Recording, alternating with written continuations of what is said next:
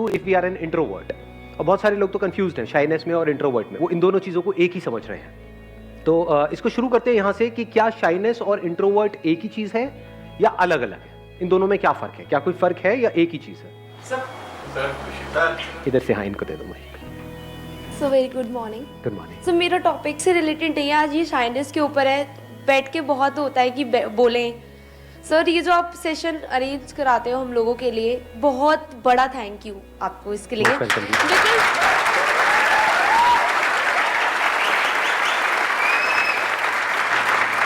Sir ये thanks इसलिए नहीं है बिकॉज आप संदीप महेश्वरी हो, nothing.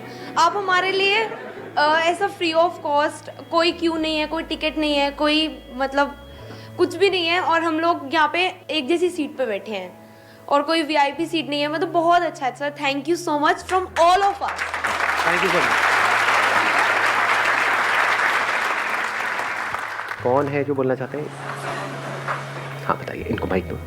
First of all very good morning sir. Good morning. Sir shyness और इंट्रोवर्ट में डिफरेंस है। शाइनेस होता है कि वो मिलना चाहते हैं लोगों से लेकिन डरते हैं, और इंट्रोवर्ट होता है जिनको मतलब नहीं होता, मतलब सिर्फ अपने में रहते हैं, उनको मिलने का किसी से शौक ही नहीं है। शाइनेस का मतलब वो जो किसी से बात तो करना चाहते हैं लेकिन बात करने में शर्म आती है, और इंट्रोवर्ट का मतलब वो जो बात करने में इंटरेस्टेड ही नहीं है, वो अपने साथ भी खुश है। और इसमें भी एक इंटरेस्टिंग बात क्या है कि ज़रूरी नहीं है कि आप हर जगह पे शाय हो, और अगर कोई शाय नहीं है तो ऐसा नहीं है वो कहीं पर भी शाय नहीं है। फॉर एग्जाम्पल जो कहता है मैं बिल्कुल भी शाय नहीं हूँ, उसको यहाँ पे बुलाऊंगा तो उसकी थोड़ी थोड़ी हवा टाइट होने लग जाएगी, है कि नहीं?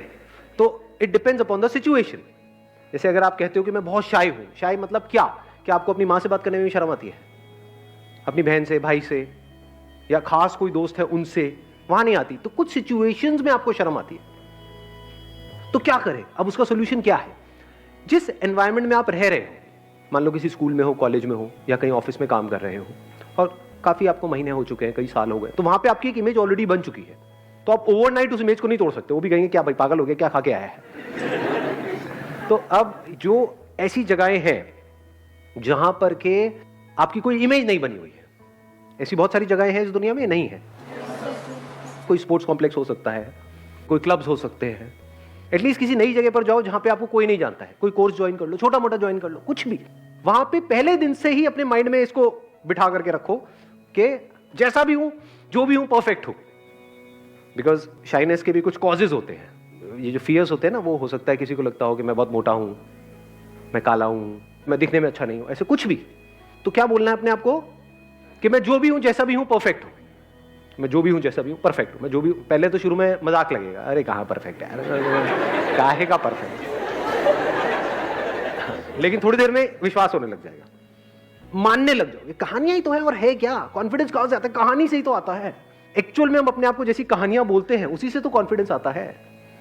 तो आज तक आप एक गलत कहानी अपने बारे में आपने बना रखी है, जिसकी वजह से आप कॉन्शियस हो रहे हो, जिसकी वजह से आप डर रहे हो। तो अब आपने एक नई कहानी बनाई, मैं जो भी हूं, जैसा भी हूं, परफेक्ट हूं। प्लस जहां पर आप जा रहे हो उससे रिलेटेड नॉलेज गैदर कर लो।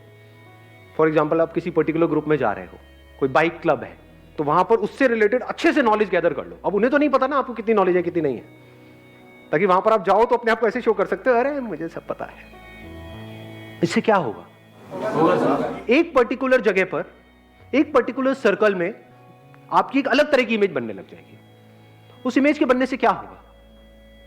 कॉन्फिडेंस बढ़ेगा या कम होगा?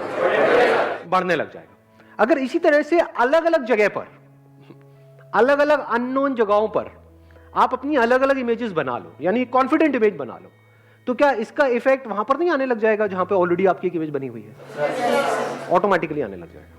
क्योंकि हुआ क्या है, अगर इसको आप ध्यान से समझोगे, ये क्या होता है, हमारे घर में जिस तरह का एटमॉस्फेयर है ना, वहीं से इमेज बननी शुरू हो जाती है बचपन से ही। ऐसा होता है जब माँ बाप कंपेयर कर रहे होते हैं हर चीज में। जैसे फॉर एग्जाम्पल आपकी बहन है, वो किसी पर्टिकुलर चीज में अच्छी है, रट्टा मारने में बड़ी तेज है, लड़कियां बड़ी तेज होती है रट्टा मारने में, लड़के फुद्दू होते हैं ज्यादातर, मेरे ऐसे याद ही नहीं होता है। लड़कियों को सब याद हो जाता है ना? ये प्रैक्टिकल है ना बात।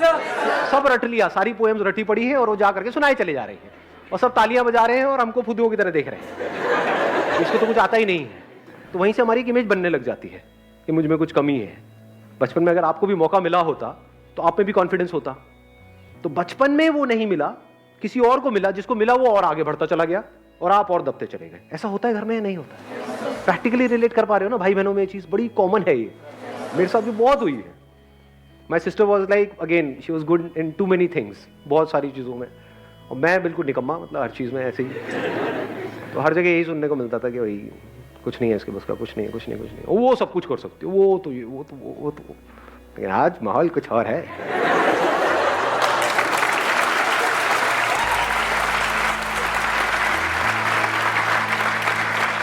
तो इसकी जो जड़ें हैं शाइनेस की, वो जड़ें क्या है, इसका रूट कॉज क्या है? वन इज फियर, एनवायरमेंट, जिस तरह से हमारे एक्सपीरियंसेस हैं बचपन से आज तक जो हमने एक्सपीरियंस किया है, तो चाहे हम ऊपर ऊपर लेवल पे बोले भी आई एम कॉन्फिडेंट, लेकिन बचपन से हमारा एक्सपीरियंस क्या कहता है कि जब भी मैं किसी के सामने जाता हूं या 4 लोगों के सामने मेरे को कुछ कहा जाता है बोलने के लिए, तो मेरे हाथ पैर कांपने लग जाते हैं, हार्ट बीट तेज हो जाती है। तो हमारा एक्सपीरियंस क्या कह रहा है? मैं नहीं कर सकता, मेरे बस का नहीं है। ऊपर ऊपर लेवल से मेरी बातें सुनकर के आप अपने आप को क्या कह रहे हो? नहीं मैं कर सकता हूं, लेकिन एक्सपीरियंस कुछ और कह रहा है। तो अपने एक्सपीरियंस को बदलना पड़ेगा, तब काम होगा। तब सवाल उठता है इसको प्रैक्टिकली कैसे अप्लाई करें? जिस माहौल में आपकी इमेज बनी हुई है वहां पे तो नहीं अप्लाई कर सकते, तो इसको शुरू कहां से करें? अननोन जगह से।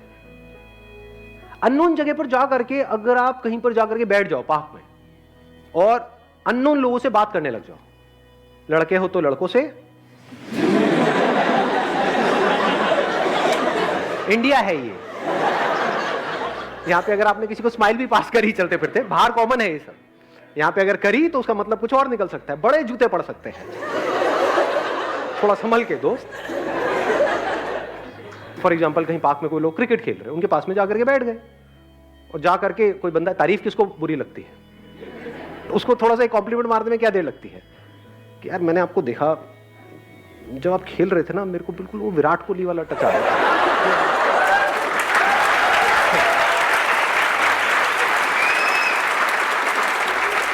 बंदा फूल के गुप्पा, वो खुश हवा में उड़ रहा है, आपका बेस्ट फ्रेंड बनने के लिए पूरी तरह से तैयार है। अब बैठ करके उसकी बातें सुनते रहो, कुछ भी क्या बोलेगा वो? या मेरा, मैं बहुत सालों से खेलता हूं, और इस सर लग ही रहा था आपको देख कर। क्या हम कॉम्प्लीमेंट देते हैं लोगों को? बहुत कम। आपको कितने कॉम्प्लीमेंट्स मिलते हैं सुबह से रात तक? 0। कौन है ये दुखियारा? अरे हाँ, नहीं, बट ये फैक्ट है। एक्चुअल में कॉम्प्लीमेंट ज्यादा मिलते हैं या हमको हमारी कमियों के बारे में ज्यादा याद दिलाया जाता है? घर में भी, यहां पे भी, वहां पे। देख लो कितनी बड़ी गड़बड़ हो रही है। एक अच्छी रिलेशनशिप की शुरुआत होती है कॉम्प्लीमेंट से, बातचीत की शुरुआत होती है कॉम्प्लीमेंट से, दोस्ती की शुरुआत होती है कॉम्प्लीमेंट से, उसके आगे जो कुछ होता है उसकी शुरुआत होती है कॉम्प्लीमेंट से। कहां निकल गए? तो शादी की बात कर रहा था। बदतमीज लोगों, बेशर्मो।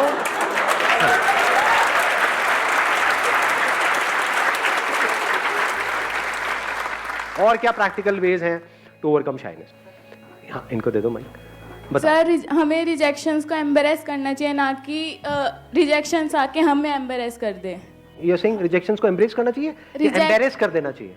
हाँ, एम्बेरेस कर देना चाहिए। ओह, आई एम सॉरी।